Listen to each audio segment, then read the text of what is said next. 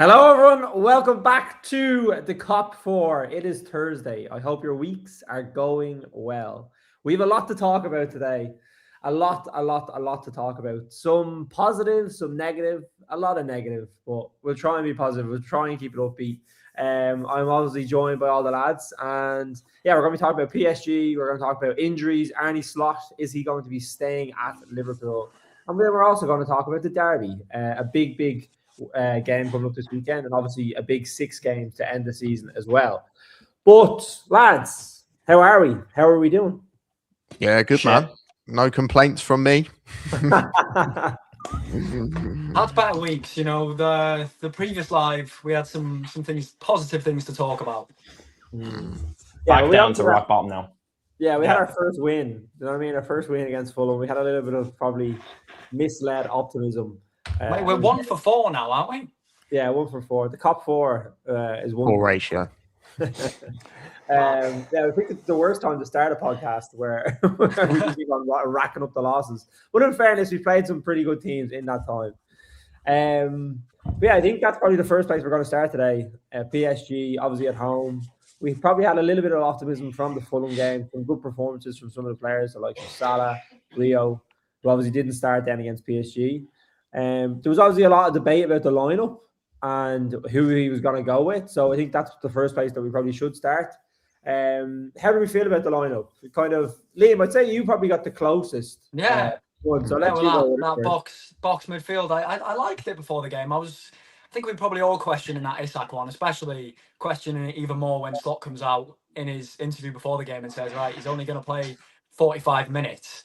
Clearly wasn't ready to start, and I think he showed that as well. I don't think he looked too sharp. I didn't think he looked too sharp in his previous 2 cameos, but in terms of the system, yeah, it's what I wanted. I thought it worked to a degree, but I think PSG, as I'm sure we'll talk about, they're just a better side than us, aren't they?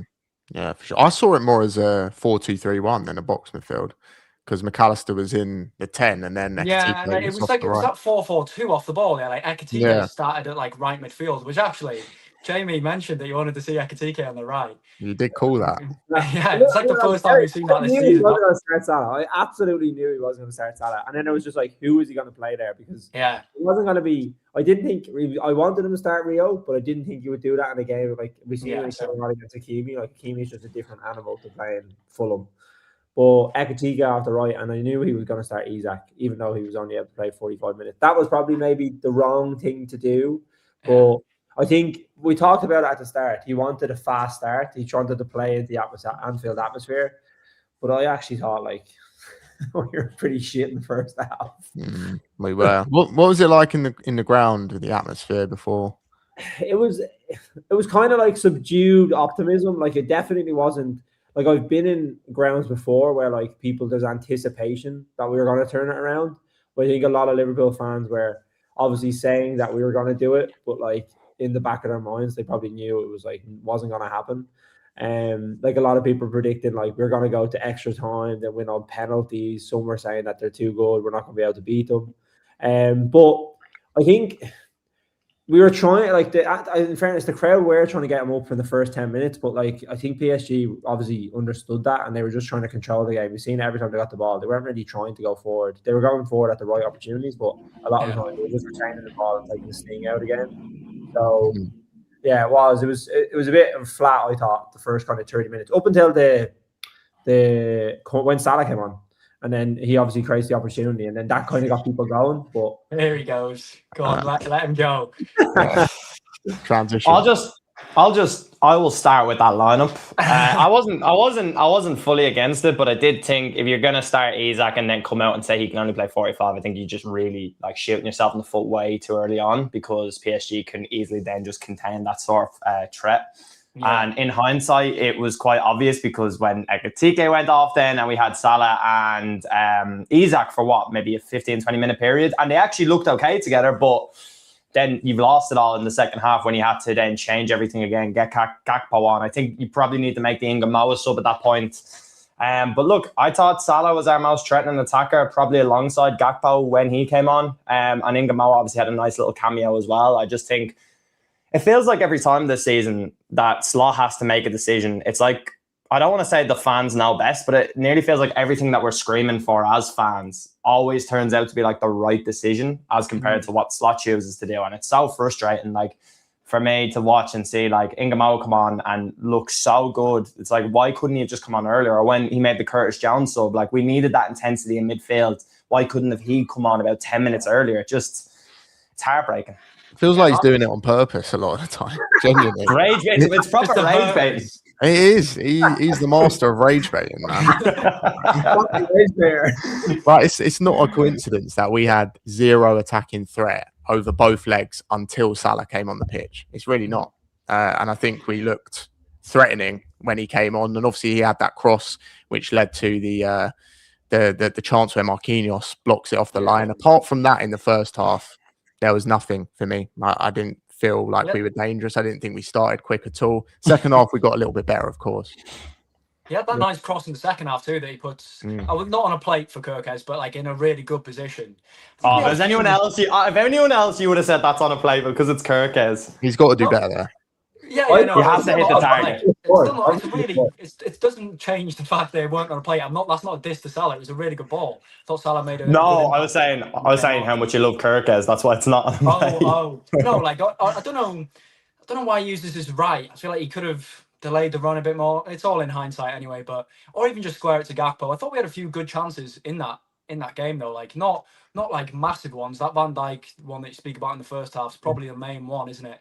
Just that scramble. Even the keeper makes a good save in that sequence, like just before that too. Yeah. That was like a really good save. We were talking about him being shaky, and I still hold the opinion that he is shaky, but he kept the ball out of the net every single opportunity. There was that Gakpo shot at the near post that he saves. The Engamo one was the biggest one for me. I think if he just sets that a yard wider, 2-1 with like 20 minutes to go, or the penalty, which I'm sure I'd like to get your boys' thoughts on that. You know, even if we just get one goal there, I thought it could have been so different, but.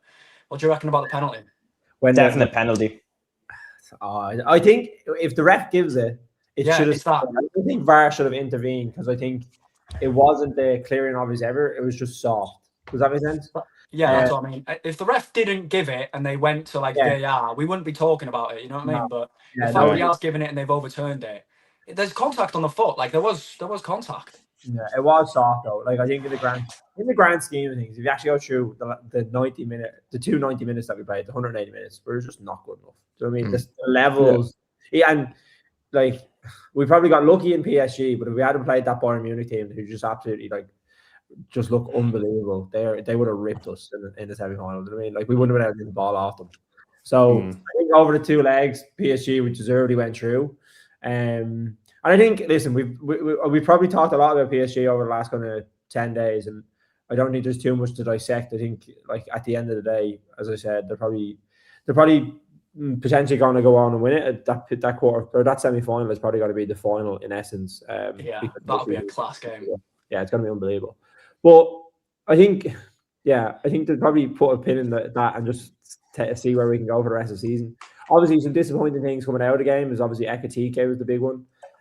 How he's feeling about that. Obviously, Isak just coming back from a very long injury, and then you lose the other striker for now, potentially. They're saying, 6 months? He won't be back until potentially 2027. It's a massive blow. Really feel for him with the World Cup coming up as well. And I made a video saying that the Isak Ekitike whole dynamic is just cursed. It feels so cursed. Whenever both of them are fit, something always seems to go wrong, and he's probably he has been one of our best players this season. So for him to get a setback like that, and we may not see him until next year, it's worrying because we don't know really what player will come back. Because I've done quite a bit of research on this injury, and it's known to be one of the worst about, and players have had career enders over it. So it is worrying, but at least we've got Isak to kind of lean on now, and hopefully he can get a run as our main striker towards the end of the season. We'll need to use Gakpo as well. I think massively, right? I don't know if this is controversial, and just to preface, like I felt for Ekitike so much more than anything else than actually me as a fan who obviously wants him playing week in, week out. But the only, and I don't even want to say the word positive, but the only thing now is you don't have this sort of conundrum with Ekitike and Isak because they're such huge figures that it's like, who's going to start? Or how can you bench 125 million Isak, or how can you bench 80 million Ekitike? It is just, we need Alex to stay fit and we need to see the best version of him now. And I think he seems like the sort of player that when pressure's on him, he does become an absolute world beater. So that's the only thing that I can take from it, but that I'm honestly just gutted about the whole thing. It really has just drained me mentally. Yeah, that's the biggest thing, isn't it? Keeping Isak fit now. I think we're definitely going to have to manage him. The original plan was probably for him to, maybe start on the weekend. He might still start on the weekend, but I don't think he can now start every game between now and the end of the season, because if you risk him getting another long-term injury, we find ourselves in a position where we will have to sign a striker in the summer. It's not a case of, I know Gakpo can play there. I think he will play there a lot between now and the end of the season. I think he's a good option there too, but you can't just rely on him going into next season, So we need to manage Isak's minutes, definitely.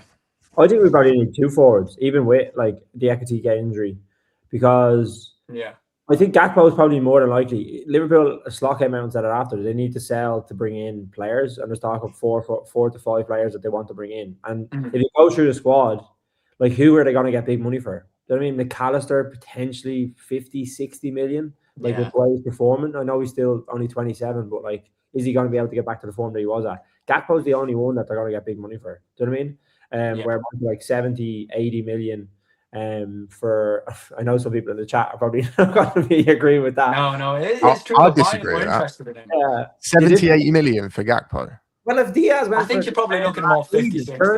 Like, if Diaz went for the same last season, he was a little bit older. And you look at like the likes of, like, who's some of the players that went, like Kudus going for 60 million in the summer? Do you know what I mean? Like, there's definitely a market where like he's 70 million. Yeah, for me, maybe for Saudi. Yeah, Bayern wanted him last summer. I don't know if they're still interested in him. Apparently, they're interested in Anthony Gordon, so clearly they're still looking at attacking options. But yeah, I completely agree with you. Like, I don't know with this sell to buy structure, like who we can, McAllister, Jones, and then you're probably looking at Gakpo after that, aren't you? That I'm telling you, that they're probably the only 3 that you could get good money for. Like Tsimikas, you'll get like 5 million at most. Like, and if they are going to do that, I know the difference is now, like, Robertson will be gone, Salah will be gone, their wages will be off, but like you said, revenue for Liverpool to be able to bring in players. And like that Ekitike injury, I think it's just going to like really hurt us for the start of next season, because I think Isak, he's more than likely going to be going to the World Cup, even though he's only coming back off the back of a big injury. And the likelihood is like he will be starting for them like every game, which will be consecutive games, like very quickly. So you're just hoping that he comes back in one piece. But like, who do you go for? Like, I did a video there recently about Elise as like obviously the option, but like but he's absolutely unbelievable. But we're not going to get him. He's going to be like, these are shit. This Bayern club look unbelievable and look like they could really dominate for say 2 or 3 years with Kane, Elise, and Diaz there, because like they're like coming into the prime of their careers. I mean, Diaz is like 29. He's having probably the best year of his career, like going one level above what he was last year. Kane is obviously almost getting better with age, and Elise is Elise. Like, he's not going to want to leave that to come to the mess that is Liverpool right now. I think we need a versatile forward.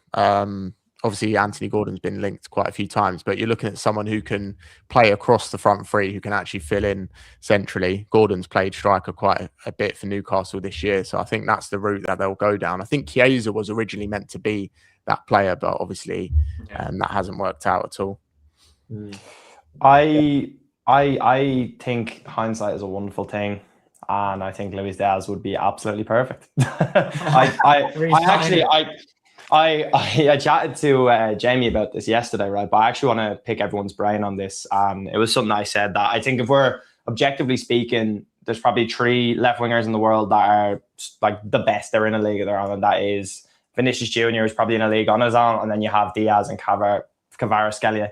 And Gakpo. I look back to Gakpo, absolutely. But I look at Diaz and I think, right, so Bayern have seen him obviously and gone, well, he's the second best left winger in the world. Like, he's the only one we can go and get, and they'll pay the contract he wanted, which is whatever, $250 a week. Would you have, in hindsight now, have just kept Diaz? I know the whole age thing was a massive problem with the contract, but even when you look last season, he was the best left winger in the world, bar Vinicius Jr. it just nearly feels like such a silly slip up from us that we didn't keep him and then paid Gakpo the money that potentially could have went to Diaz, and we would have dominated for this spell of time now in England and in Europe potentially, because I think that's the one focal point we've missed in that attack is that left winger. But there's a trade-off to that, I would say, because I think Diaz goes, Ekitike comes in. I was about to say that. So, like, it's one of them. Like, I'd say they probably still wanted that star forward, so they probably would have went for Isak. So that means Ekitike doesn't come in, and then Diaz stays in the team. So that would have been probably the way it would have worked out. And I don't know. Or if Gakpo had left, obviously, as well, maybe potentially then Ekitike comes in.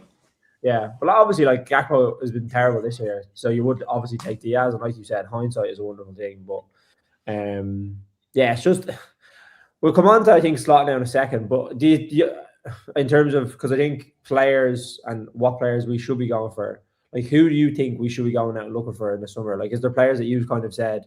I know there's Diamande we talked about, Elliot Anderson, Wharton. Like, is there a kind of forwards that you're looking at? Like, I think that you probably have to be going outside the Premier League almost. I think Mbuemo last season might have been a good option if you're looking at someone like that. Yeah. But I don't think that's something that we were in the market for. But have you seen players from other leagues or the Premier League that you're saying, like, yeah, that's who we should be going for to bolster the squad?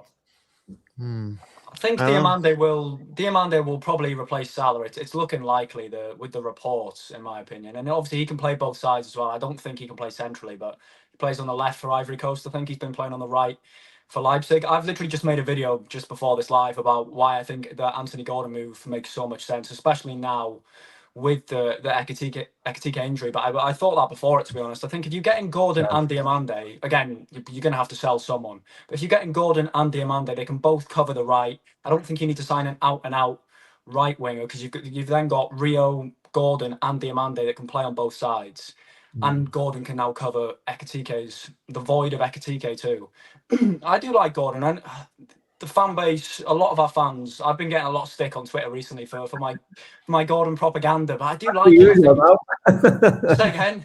That's the usual stick on Twitter. Yeah, mate, the amount of stick I receive on Twitter is a joke, but mate, it's good. The Gakpo, I back Gakpo and back Gordon. Don't do those things. If you're going to tweet on Twitter, don't do either of those things if you don't want backlash. But for Gordon, I think, I've spoke about it so much. The thing that we're missing the most is intensity in the front line. Like, he works his socks off. I think even in possession as well, I think his runs in behind, incredible. Like you say, versatile, scouser, homegrown, if you want to go down that avenue. Played in the Premier League before. I know he hasn't had the best of seasons, and I think he does struggle against low blocks, but I think Diaz struggled against low blocks as well. I think if you're looking for that Diaz replacement, Gordon's a very similar profile, in my opinion. That's what I was going to. He's only 25. It's not bad. Or 30, I think he's younger than Diaz, better finisher than Diaz, a better crosser of the ball than Diaz. That's what I was going to say about the low block thing. That's the issue for me. But I've been crying out for Gordon for a couple of years. I just feel like everything feels right. He was a Liverpool fan growing up as well. So yeah, I think he can improve too, and he hasn't had the best seasons. I'm not sure how much. I think it's the price, really. That's where it comes down to. If you're going up to 70 plus, I don't know about that. There's quotes of like 90. A couple months ago. It's just crazy. I think your max is 70. Anything above that, it's not worth it. Players is just bananas. It doesn't make sense. You know what I mean? Like, you're talking, like, Bayern Munich are going to want, like, Neymar levels to PSG for him, for Elise. Do you know what I mean? You're talking, like I said, 70 million for Gakpo, and I think in my head I'm like 70 million for Gakpo is stupid. But then I look at like other players that last season, like you look at, I think Semenyo obviously went, who I think is a good player, but like, will he consistently push on? That's something that I think he's done well at City, but he has to obviously go up another gear to be worth it. Like as I said, Kudus, you look at like Solanke, who went for 75 million. Alanga. Yeah, Alanga, like player. Madueke. Alanga's a good shout actually, but he was like 60 million, wasn't he? Alanga and Madueke, both 60 million, and I don't rate both of them. Well, Gakpo's an 100 million quid player then.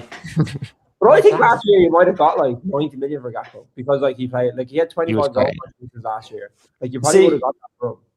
See, the point that you made, Liam, about Anthony Gordon as well, I think like so many people have said how bad of a season he's having, but people always forget like a lot of these players, when they've kind of checked out mentally from their club, they tend to not play it as well, which is silly in my opinion. But Van Dijk's last 6 months at Southampton, he stunk up the gaff, but he just didn't want to be there anymore. We went and got literally the best centre half to ever play the game. You think of Van de Ven at Spurs this season. He's a top quality centre half. We've seen it for the last 2 years, but he doesn't want to be there anymore. He's done. He's finished with the club, and he'll probably go on to another club, potentially Liverpool or somewhere else, and he'll be a top drawer centre half again because he's ready to get back into a new challenge. So I think Anthony Gordon is a no-brainer. To be honest, I think that's the top target. It has been for the last 2 years. Yeah.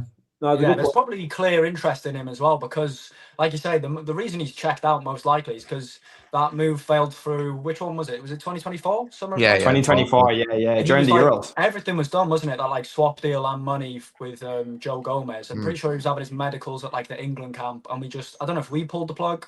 Newcastle. I don't know if anyone knows the reason why it fell through. Newcastle did because they sold Minter. Oh yeah, Minter. Yeah. To Brighton.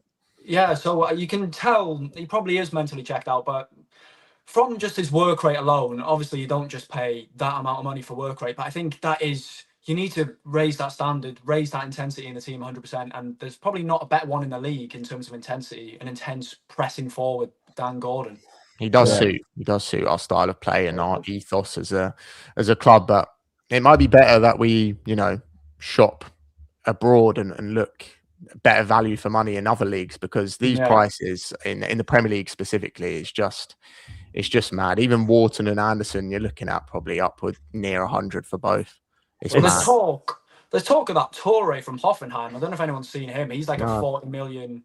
I can't say that I've ever watched him, but from the compilations, he's like a left-footed left winger. He looks a bit more of like a left wing back to me, like just a road runner. But so there clearly are links abroad as well. We're going back to the route that we were speaking about last week. Should Liverpool go back to the transfer strategy that we were so successful with Salah and Mane and things like that?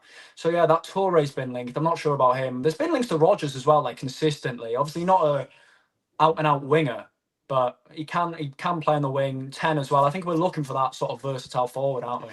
And he's a good presser too. It's going to be extortionate again.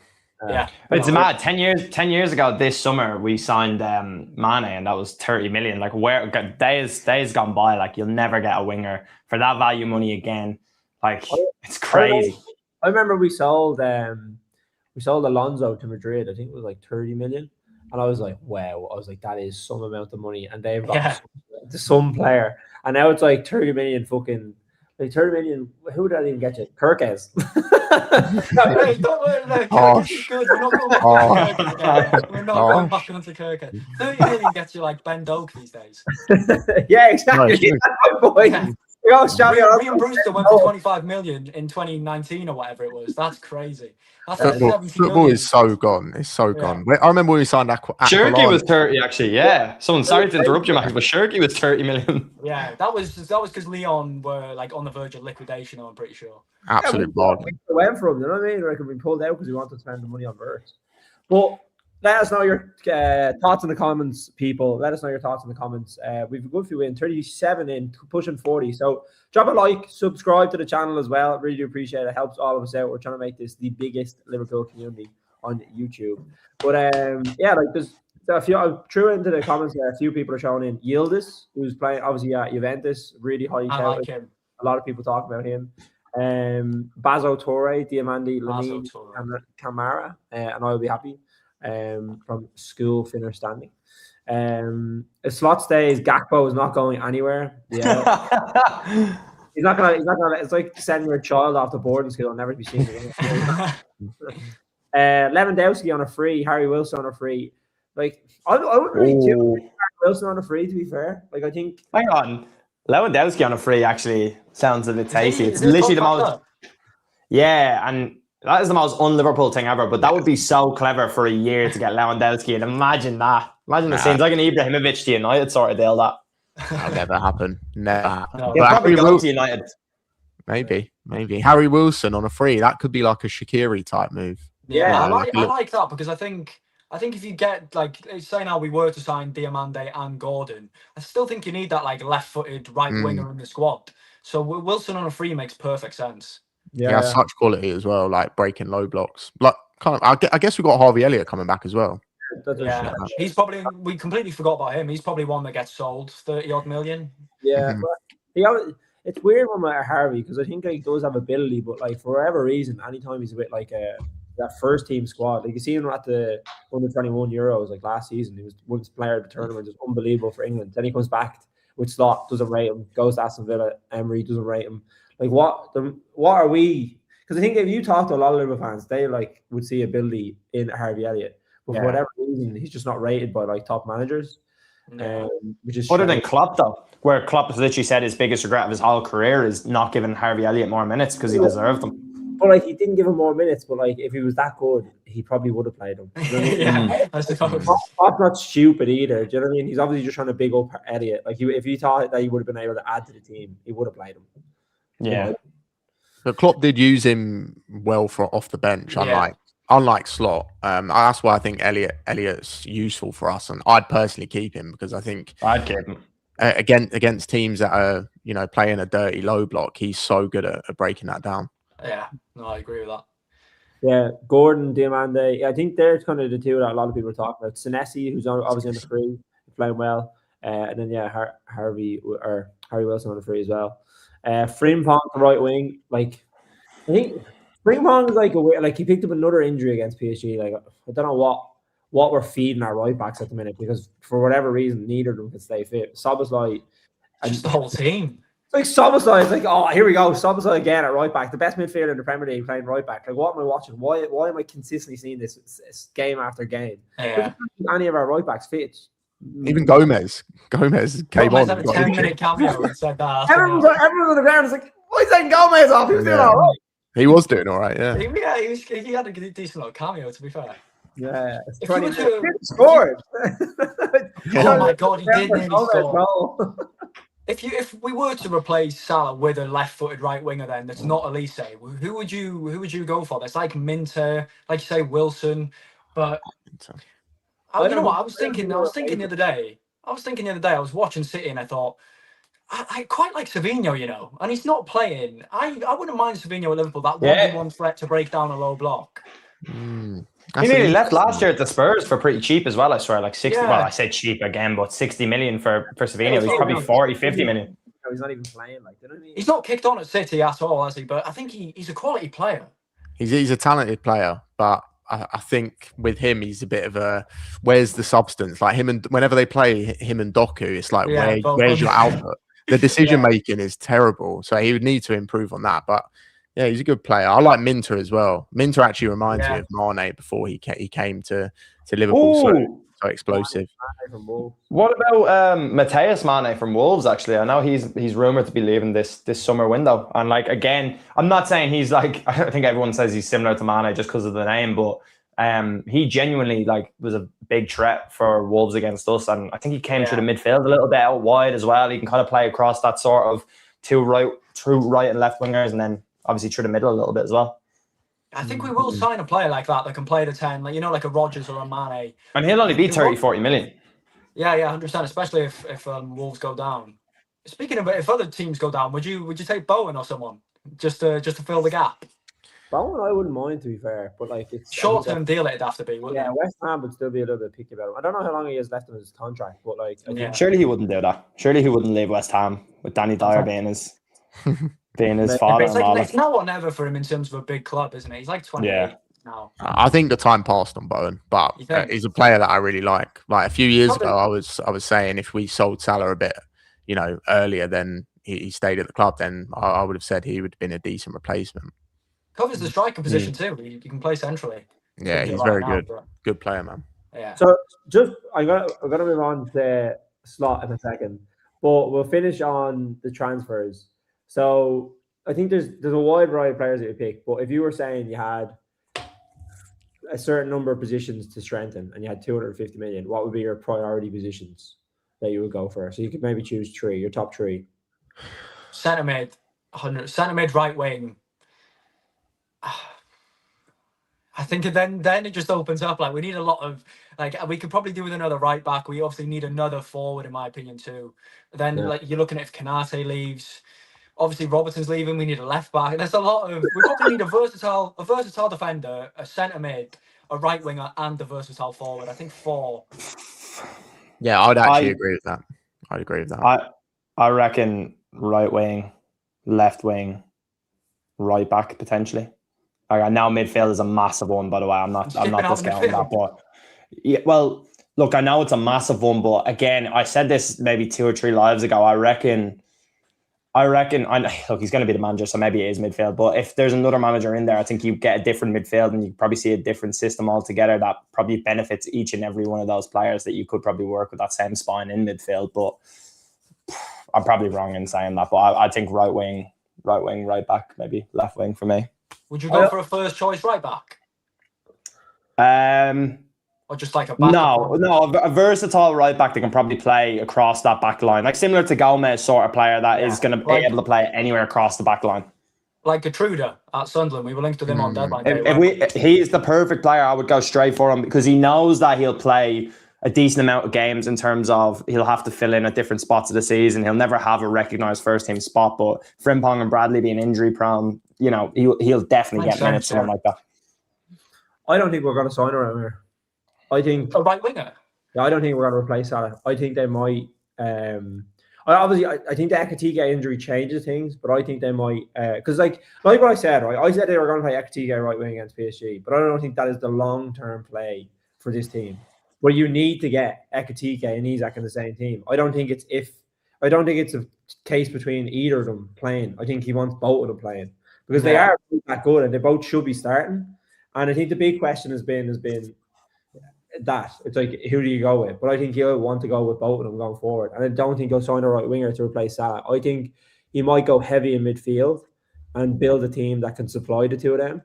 Like Wirtz, he needs. I've seen someone in the comments there said, where was it? Here we go. Mr. Moses says the real concern is how Slot, if he stays, utilizes these players. He doesn't know how to use Florian Wirtz. Like I think the big thing is unlocking these players. Like, and it comes back to the frustration that I have with the teams. Like Florian Wirtz is not a bad player. Alexander Isak is not a bad player. Hugo Ekitike is not a bad player. Like even McAllister, I know he's been poor this year, but he's not a bad player. It's just for whatever reason we're not getting the most out of him, and that could be the case. You need to bring in like new ideas, players that are a little bit more energetic, maybe have the bit between their teeth. And I just think right wing is like whoever comes in at right wing straight away, the pressure is going to be on them to do exactly what Salah did or deliver in the same way that Salah did, because people are just. It's like the Slot to Klopp comparisons. It's like he's not Klopp, he's not Arce, he's not Klopp, he's not Klopp. Do you know what I mean? People are just going to keep on doing that. Whoever comes in. So I don't think that's the way they're going to do it. I think they're going to go heavy on midfield because I think that is a really bad issue for us this season. Almost redevelop, reconstruct it, and then obviously get the most out of Wirtz, Ekitike, and Isak, and then obviously Rio in there as well. I think that's the way they'll go about it. Yeah. With Wirtz, it's like I said in the last one. I think he needs runners, but then I think if you get a front four in the summer of Wirtz in the 10, Isak ahead of him, and then Diamande and Gordon wide, I think that's such a balanced front four. You've got players that will consistently get to the byline and put crosses in the box, both wingers pressing intensely, and then Wirtz has those runners, Diamande, Gordon, Isak ahead of him just to feed constantly. But then, do you know what's good about that, Liam? They're all in their natural position. Yeah, funny, exactly. Funny. And you can even have them. You do a PSG where you rotate. Gordon can go right. Exactly. Wirtz could go left. That front four that he started against PSG, not to go back to the game, but the wider point is that he's done this all season. He's put players, square pegs, round holes. How did you it? Like, I don't want to see McAllister in the 10. Ekitike is not a right winger. Wirtz is not a left winger. Of course, Isak is a striker, but he didn't really have the structure around him. And I feel like we haven't seen Isak thrive yet. Like, I know this gets thrown around a lot, but where is his service? We don't play to his strengths at all. So that is something that needs to get sorted in the summer. And I've said it before, whatever system we choose to go down, I just want a clear and obvious plan. We should know already by the sign-ins and the recruitment in the summer what formation they're going to go down. If we're still guessing, then I think that's a problem. So I think it will be the wide players with the amount of links that we're seeing already. And obviously it was that was what he did at Feyenoord, what he did in the first season here. Like the wings is a big thing for Slot, I feel like, but you just need players that we haven't had this season to beat their man consistently down the line. That's why I like the shout of Savinho. But with the end product, I completely agree. I think a lot of the right wingers, apart from Elise, are just so raw. Like I like Ryan at Bournemouth as well. I think that's too early for him. Minter's probably the most developed one, but even then, I still think, he's not the finished article by any means, is he? So I think we will get wingers. Like I say, if you get Gordon and Diamande, that would be perfect. And nice then balance. You just need someone behind Wirtz then. Get a midfielder that will just consistently feed these players the ball. Yeah. No, I think it'll be an interesting summer. But I suppose coming on to that, and that is the big interesting summer piece. Obviously, Ornstein released a big article yesterday talking about Arne Slot and the hierarchy of Liverpool, saying that they will be sticking with him. He is their man going forward. And Brian said a point to me yesterday, and when I was chatting with him, and he said, at what point do we just say this is the way it is and we get behind him again? Because listen, I'm all for obviously being frustrated and obviously venting that frustration, saying why you're angry, everything like that. But at the end of the day, it's not helpful to do it all the time. Do you know what I mean? If they are going to stick with him, at what point do we go with it? And do you think, obviously with Ornstein, he is probably the most reliable journalist out there. He definitely isn't putting something out if he doesn't think that is true. So Arne Slot staying at Liverpool, is that the right thing to happen? Liam, I'll come to you first. I think if it goes into next season, if he's there for the first game of next season, we have to just put everything behind us and back him at the start. Even if it's just a case of giving him 5 games, let's see how it goes, and then if it's still the same crap that we saw this season, then you can start protesting again. Not protesting, but you know what I mean. I don't agree with I just don't agree with the reports though, because the contract's not on the table for him. There was rumours of a contract being negotiated with Slot last October, and then they've been put on pause ever since. And unless you're going to give him one in the summer, you're not fully backing him.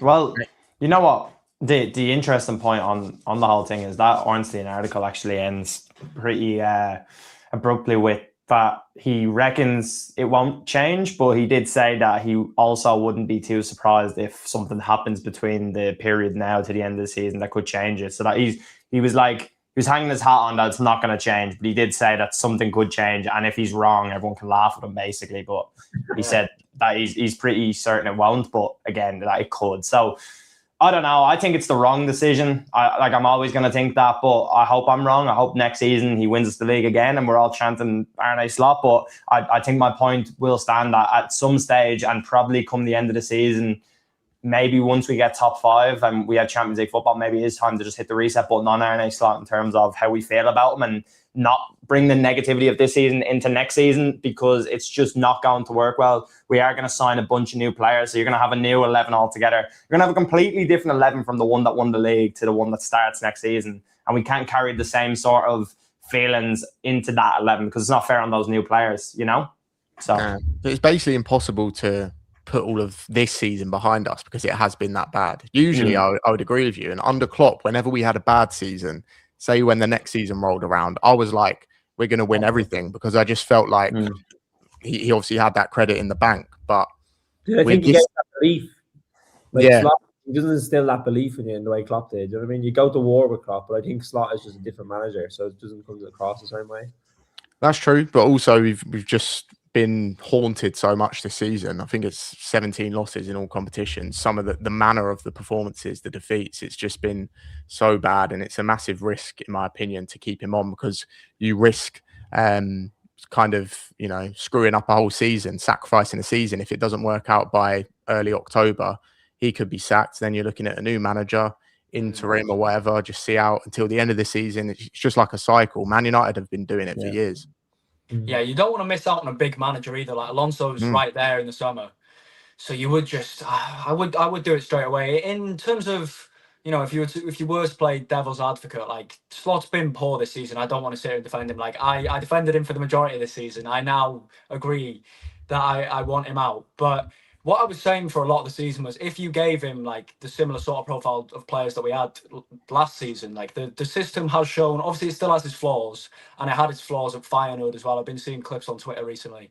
His out of possession structure is just so poor. But having those intense players in the team, athletic players in the team, does mask it a little bit, and he's shown that he can win the league with intense players. So that's probably where their thinking is coming from.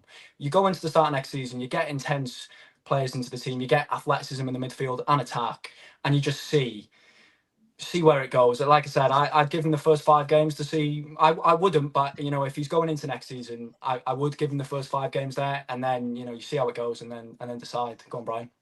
I have a question. I just have a quick question. Do you think Arne Slot, if he had the Arsenal team, he would win the league? No. No. Well, we're talking about the physicality, and like that's what he needs from these players. Like, we're talking about like Arsenal being a little bit cautious. Like Slot isn't like that; he doesn't play in that way. But do you think he would be able to get Arsenal on the back of winning Liverpool the Premier League? Say he went to Arsenal. Do you think he'd be able to get them with that physicality in the midfield from second to first? I think most managers would struggle with their attack. To be honest. Yeah, I need signs. Yeah. Devil's advocate. But the point I actually wanted to raise, right, kind of links into the Rodgers and Klopp sort of transition, right? I can't think off the top of my head if there was a manager that we were like desperate to get at the end of 14, 15, didn't happen. I don't think there was. I think we kind of just, obviously we stuck with Rodgers, and then Klopp comes in October and we're all happy out, right? Again, it might not come like this, but would you take missing out on Alonso this summer? So keeping a hold of Slot, and let's say next season doesn't go as well, he gets sacked eventually, Alonso's gone, maybe he's got a job, maybe he's at City for all we know, right? And it means holding out and basically wrecking next season, but to get Luis Enrique at the end of all of it. I mean, you'd probably take that long term, but again, so it's just a risk because will he be available? Yeah, like if he goes, I wouldn't be even surprised if Madrid went for him, even though like he's a Barcelona man. You know what I mean? They'd be like, yeah, come to us, like you're the best manager in the world. You know what I mean? Like that's how wanted he would be. And I think I wouldn't be surprised with Guardiola going. Like I think Alonso company could go, and then it could be like Enrique goes to Bayern Munich. Do you know what I mean? Like could happen. Maybe he goes back to Barca. Could go back to Barca. Potentially. I think you have to just sort it out as soon as possible. And we have to win next season. We're in like a win now mode, aren't we? With Van Dijk. Well, it came out today. I feel like it was James Pearce that reported. James Pearce, he's leaving next year. Likely to be his last season next year. I hope it's not. We spoke about that before. He's still good enough to play beyond that. But yeah, we are in like a win. Next season has to be. It's not a transition anymore. It's not a process of waiting out until the next summer and then we can have our full squad in the following summer. We've got to figure it out this summer and into next season. I think we're going to be in for like a few years of pain. I hope not, mate. I really hope not. I do. I think there's been a lot of change. I think we're a club that have really relished the underdog title. And I think we're struggling to deal with like the fact that you have to act like expectations. With expectations. And I think like it does come across like a little bit from entitlement from some Liverpool fans, because like if you speak to a lot of older Liverpool fans, they'll say that, listen, it's obviously not good enough this season. But a lot of them would say we only have seen 2 Premier Leagues in the last 30 years, or 35 years. And you see Gerrard comes out and he says that. You see John Barnes comes out and he says stuff like that. Like people that really know the club and what it's like to play for the club. And I think at this moment in time, there's just so much change, and we're struggling to deal with like the change in mentality from going for so long, from being underdogs, from living up to that and like relishing it almost, to now having to go and try and win trophies every single year. And if you don't, that's a failure. Do you know what I mean? And we had stability as well. That's where I have sympathy for.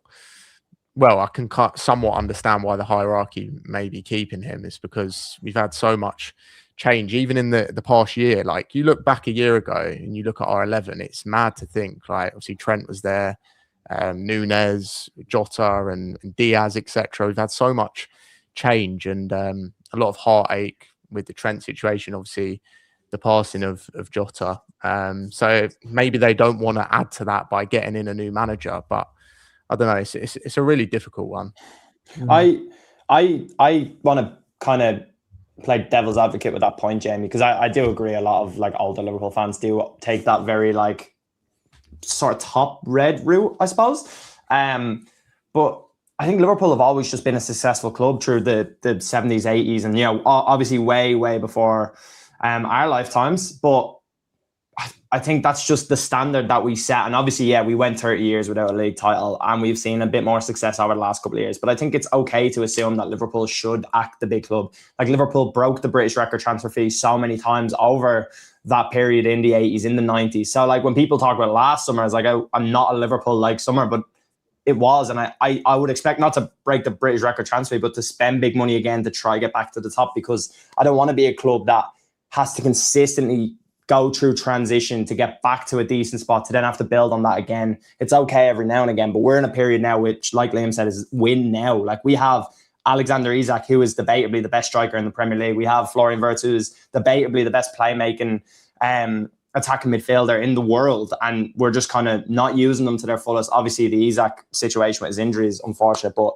I think we have to go and win. Well, we have Van Dijk at, you know, the end of his career while he's still playing at a top level, and we have so many good quality players that are coming through in terms of their age. So I don't know.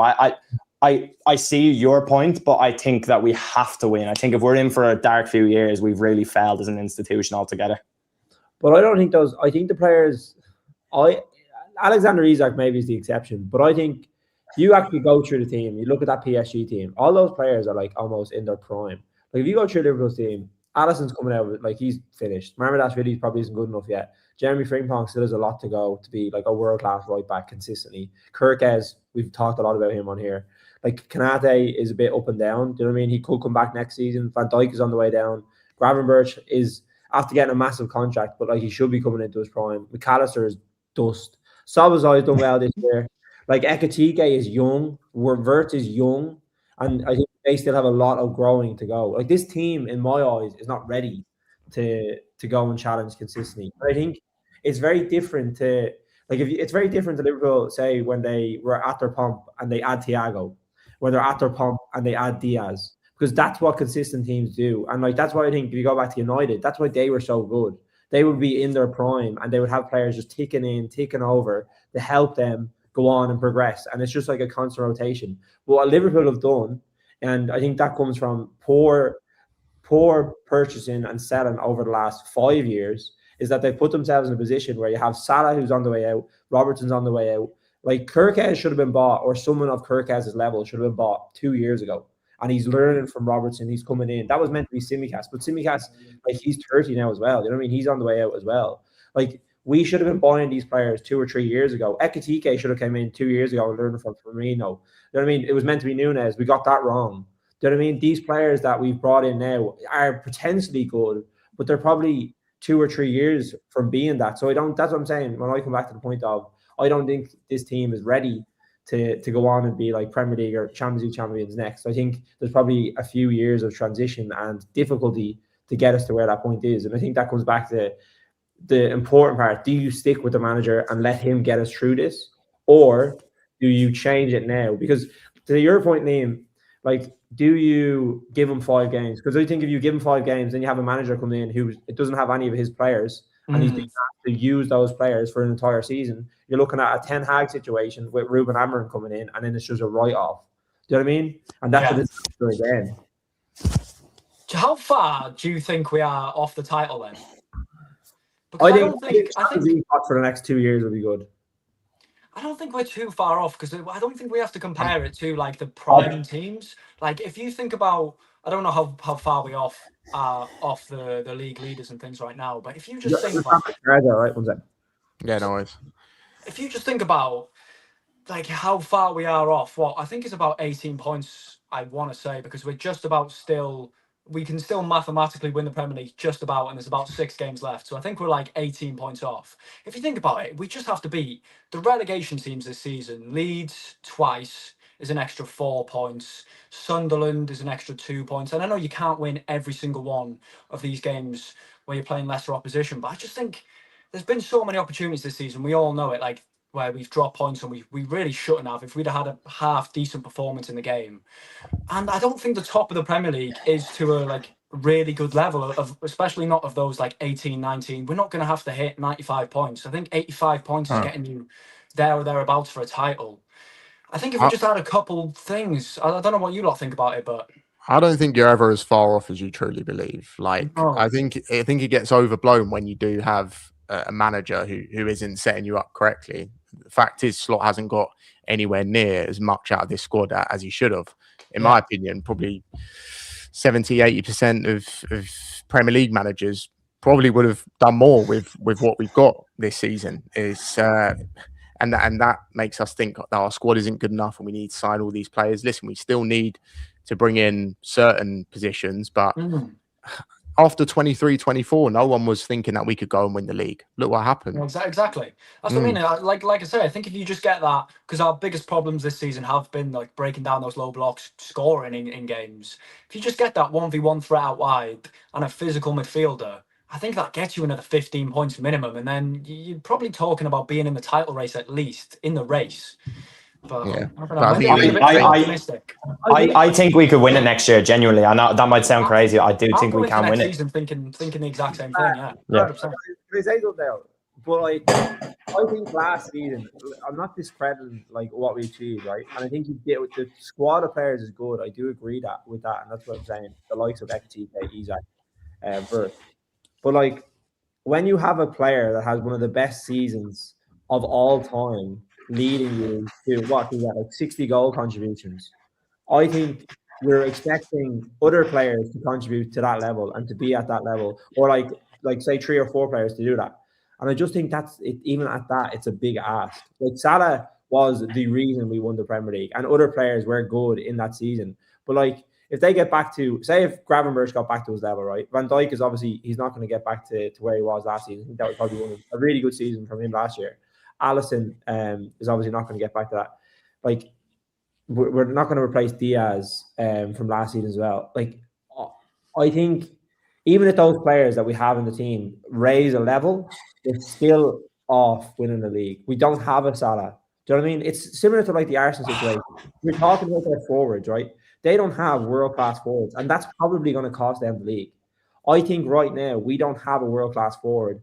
Like Isak, I think he needs to show it for Liverpool. He is a world-class forward. He has been, but he needs to show it for Liverpool, and we haven't seen that yet. Do you know what I mean? That's what we're going to have to try and see. But you are expecting Isak to hit Salah's levels to be us to get us back to where we want to be. I think Isak can deliver that amount of goals, though. Maybe not to the same consistent level as Salah. Maybe it's only a couple of year period. But I think if Isak is fit for an entire season, he gets you 25 plus goals in this team with what could be created if we sign the right sort of players out wide. I don't see a world where Isak isn't a success. If Isak flops, then obviously a completely different story. We are a million miles away from everything then, because that's what we've hung our hat on is Ekatike and Isak, and Ekatike is out for the rest of this year. So I don't know. I don't think we're a million miles away. I'm going to go into next season myself. If Slot's the manager, whoever the manager is, I think we can win the league, because I think that squad is good enough to win the league. Like if you compare that squad to Arsenal's squad from when they started challenging for the first time again in however many years, 22, 23, like I think man for man, we have so many better players in each position, and they just started playing like a team. All we need is to start playing like a team again. And all we need to do is start finding the back of the net properly in games again and breaking that low block, which I think we should be able to do with the right players. So, and I don't think there's many missing. I don't think every team that wins the Premier League needs to have a carry job like Salah did last season either. And I think the problem is that Slot hasn't shown he can coach a system without Salah carrying us, because this season he hasn't. He's kind of shifted away from him, and we've been terrible. Last season, obviously, it was probably his best season in a Liverpool shirt for Salah. So that's a real big issue for me. I think hindsight has showed that Salah done wonders for us last season. Enable them. I mean, you can look at it in that way. Of course you can. And I think Salah told them, didn't he? Yeah, that's true. Didn't they? They said Slot said to Salah, and Salah said this in an interview. He's like, I just want you to be at the end of the pitch when the opportunities come, that like you take them. I would say like that nothing changed from that point of view. Maybe this season, obviously with the signings, maybe that changed. But like I still think is like when those opportunities came to Salah, I expect you to score them, but he just hasn't done it this year, and that's the difference. Yeah. To back up Max's point about you probably don't need a superstar. Like you can see it this season. Like Haaland's got like 1 in his last 8 for City. They're flying at the moment. You could argue that like Shirky's performing to a good level. I wouldn't call it like a carry job to, it's not comparable to a Salah or even like an Aguero in previous years. And then Arsenal's top scorer is like set piece and own goal, isn't it? Like so like I don't think you just need luck in matches. I think luck is a massive part of it as well. Obviously Arsenal are so good at those set pieces. That's something that we need to get bang on next season. Get your set pieces right, break down low blocks, concede less goals. Football's a simple game. If you spread the goals out though, like last season, Salah had the large portion. Like if you had a front three and all of them got 15 to 20 goals or whatever, like you're gonna go pretty far. You don't always need Isaac as well. Yeah. You don't always need the load to just be on one player. I think plenty of teams have won the league before without a player like Salah doing a carry job. 100%. Yeah, I suppose it'll be interesting. But listen, let us know your thoughts in the comments, guys. Are you slotting? Good discussion there. Yeah, that was a good discussion. Or you slot shake it all about. Slot in, slot out. But yeah, make sure to drop a like, subscribe. We're going to chat about the derby now. But I think we've 30 odd. We were hitting 40 there. Try and get us up to 30 likes. We're on about 25 now. So get us up to 30 likes, guys. Get us up to 30 likes if you haven't hit the like button already. Yeah, obviously it's been disappointing the last few games since we started the Kop Four, but we have the derby this weekend in the Hill Stadium. Our first game at the Hill Dickinson. Everton's form at home definitely hasn't been the best. Away from home, they've probably played a lot better. But Brian, how are you feeling about like the going into the derby? Do you think it's an opportunity for us to maybe right some wrongs, or are you worried? I'm not a chef at home, but I'll be completely honest. I feel so much pessimism going into it. Like I just don't see a world where we get 3 points. Hopefully a draw. I would probably take a draw at this stage if someone said you draw there. But no, I think Everton have every chance in the world to start closing the gap on us and potentially leapfrogging us in the league. So I don't know. It's going to be a massive game. It just always screams like form does go out the window in these sort of derbies, but when it comes down to the game, it always seems like Everton are the ones that want to step up to spoil the party, and I feel like a lot of these players have probably lost the motivation in the league. I don't think Salah's that sort of player, but like look at Salah and Robertson. Either of them aren't those sort of players, but if you want to be realistic, they're finishing at the end of the season. Wherever we finish does not matter to them other than an actual they love the club sort of standpoint, and they want to just see Liverpool do well. So I think a lot of players will be checked out. You could see McAllister checked out. If he ends up starting, my head will be on Mars because I think he's absolute crap now. Genuinely, he's rubbish. So yeah, I'm not feeling too optimistic, to be honest. I might need Liam to throw me out a metaphor that might sort of get me going. You need to stop with this metaphor. Oh, give us one. I'm not a poet, lads. I'm not a poet. I just come out with the occasional bit of wisdom. I'm a poet, and I didn't even know it. No, I just come out with the occasional bit of wisdom. Not started today though. That start last week was crazy. That was crazy. That was nice. I'm quite confident going into the game. I don't know why. I feel like I'm confident going into most games. I think the Everton's form is a big one. I think just the fact that we have to turn up now, like it's just Premier League. You know what you've got to do. To be fair, every time we've known what we have to do this season, we haven't done it. But I just feel like it's not the same. They won't be able to create the same atmosphere at the Hill Dicky as they did at Goodison, but I don't know. Obviously, it's a massive game for Everton, isn't it? Because if they win, they go within like 2 points of us. Massive game for us as well, because Chelsea play United on the weekend. So one of them, you either create a 7-point gap on Chelsea potentially, or you go level with United. So it's a must-win game. Whether we will win it or not, I don't know. We'll at least draw. We're not going to lose. I'm not sure, man. It screams of a loss to me. But I would actually be more nervous for it if it was at Goodison. I used to dread every single game there because of the atmosphere they could generate. Obviously, it's the first derby there, so it will still be pretty good. The Hill Dickinson not the loudest stadium in England. They're not to like measure it or something. Oh, did they? I don't care. That was definitely an Everton fan that did that. Yeah, I just feel like they've had some good results this season, and they've got some decent players. And we'll probably be very tired because the players look shattered at the end of that PSG one. So it just depends on what 11 we'll play. But I don't even think a draw would be that bad, considering that Chelsea may lose to United as well. If Chelsea win, then we probably do have to win, just because then it gets a bit close, doesn't it? But yeah, I agree. If Chelsea lose, A 7-point gap, though, that would all but confirm us getting top 5, basically. wouldn't it? Well, it might not even be Would it? 7. Nah. It would, mate. I think Not with this Chelsea team. I think a win for us, right? I think a win for us would cement it anyway, even if Chelsea won, because I think that drags United back into it. And if they lose 2 games in a row, they're head. Yeah, it's not a bad shout. We're only 3 points behind them. That's what I mean. And like Chelsea will then come within 4 points of them. Do you know what I mean? So like it'll Villa seems to be dropping as well. Yeah, and I think like they're obviously not playing much football at the minute, and obviously the Leeds game will hurt them. But like you've seen it, like that United team is crap.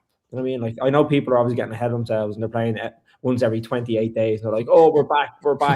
Like we just calm down. Once you start playing 4 or 2 games a week, they're just going to be straight back into 6th and 7th. Do you know what I mean? So I think I don't think their players are good enough. They have Ugarte middle of the pitch. Maguire has obviously extended his ban. Martinez is going to be out. Like Mazraoui was coming on. Do you know what I mean? Like their players aren't good. I think Ahmad has been struggling. Like I wouldn't be surprised if Chelsea beat them and then they get dragged back into it, and then if we beat Everton, then we'll like maybe push on a little bit. But yeah, I think a win and in the derby will obviously lift the spirits away from home, and then we can just like kind of push on for the end of the season. Who would you want to win that Chelsea United game? That's what I was going to say, because my original thought was, of course, you don't want Chelsea to win, but may not be the worst thing.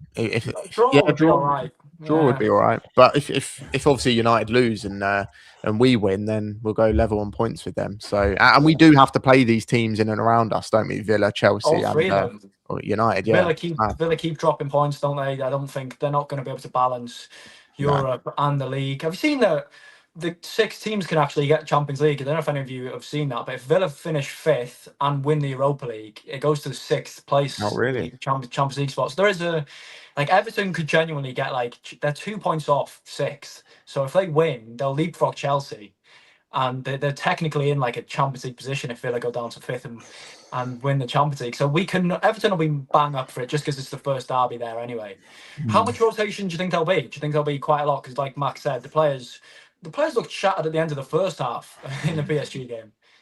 Yeah, I think there will be a few changes. Obviously, I think I'll probably go Szoboszlai at right back, because I don't, or maybe actually Michael Gomez. To be fair, is Gomez still in? How bad is that Gomez injury? No, I don't think it was an injury. I think he was a change. No, it was. Oh, was it an injury? I think Slot said that Gomez basically said to him, yeah, well, when I sprint, I can feel something. So. Oh, I didn't see that. All right, well, no Gomez, so Szoboszlai at right back then maybe, or like if Curtis Jones, like this is the thing, like we literally have to go with almost the same team again. Same rotations every game. Like Robertson or Kirkes, like that's like the big change we're talking about. You know what I mean? Rio, I think, should probably start at left, to be fair. But like that's it really. I think, like Brian said, McAllister shouldn't start. Jones definitely starts, especially with it being the derby as well. Does he start Isak? Yeah, that's a good question. I think he'll start Isak and Rio. I think you've got to manage him, like I said at the start. I don't know, because if he was only ready for 45 midweek, maybe he was only ready for 45 with the intention of starting him on the weekend. I don't know, but I reckon you probably start with Gakpo up front and then go Rio left and Salah right. Oh, that's so poor off the ball, though. You know what, boys? I have 2 questions for you that are kind of on and off topic, right? And I'll start with question 1, being that if we were to get hammered, which I pray on sweet Nanny Francis that doesn't happen. It's not getting would he get, if we lost 4 or 5-0, would he go? And then the second question, which kind of is like Victoria's Secret, like what is Victoria's Secret? But what does Giovanni Van Bronckhorst even do? It's been said every live. I had to follow it up. I had to make sure we did it every single live. Giovanni Van Bronckhorst, we're getting poked every week. What does he even do? But no, seriously, dude. Can we get one again as a guest one day, and we'll just ask them, we'll fire questions out. What do you do? But no, seriously, the Slot one. Do you think if we lost 4 or 5-0, if we were to get absolutely hammered? No. Let's just say hypothetically, right? Because I said this at City that I'm pretty sure that we all said we weren't going to get battered by City, and we did. Everton and City are different. I know. 3-0. But this Liverpool team crumbles under any slight pressure, and that's my issue. No, it still won't happen. When was the last time Everton scored 4?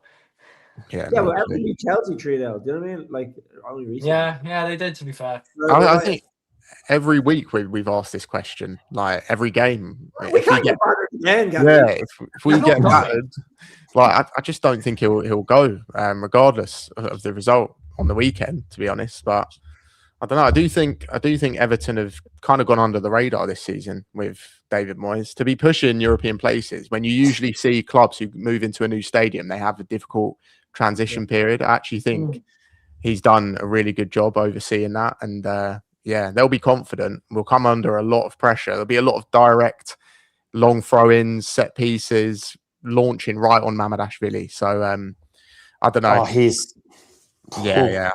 I got a lot of stick for some Mamardashvili criticism yesterday. I'm not sure what you guys in the crowd, Jamie. Like every time the ball went back to him, I'm sure there was groans. Yeah, my dad was not happy with him. Some stuff I can't say on the stream, but no, you know what? He has made some good saves. I think he made some good saves in Paris, but on the ball, he's not good enough. He's like you look at like Kelleher, do you know what I mean? And how good he was on the ball, like so composed, and he was a good shot. Allison. I mean, my dad was like, we should go back and get Kelleher. He's like, we should go. And back. And I was like, it's just.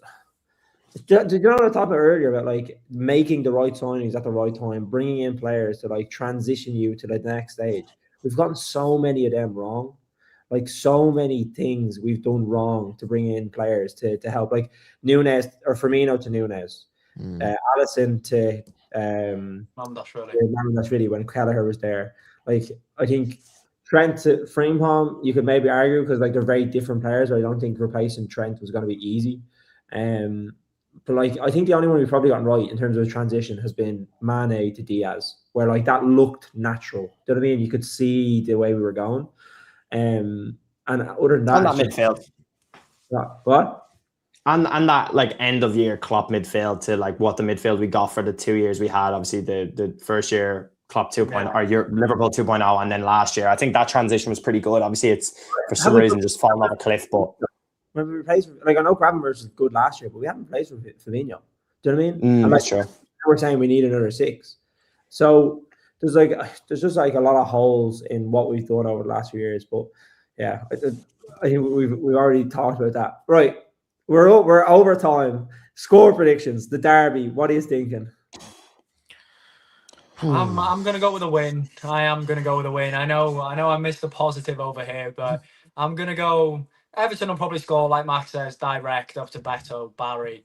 Beto caused us problems a lot at Goodison last season. I'm gonna go with a 3-1. 3-1. I'm going to be the pessimist as always. I'm going to go for a draw though. I'll go 1-1. Take that. Yeah, I would actually take that. I'm gonna agree with Max and say 1-0. I think we'll probably score early and they'll equalise late on.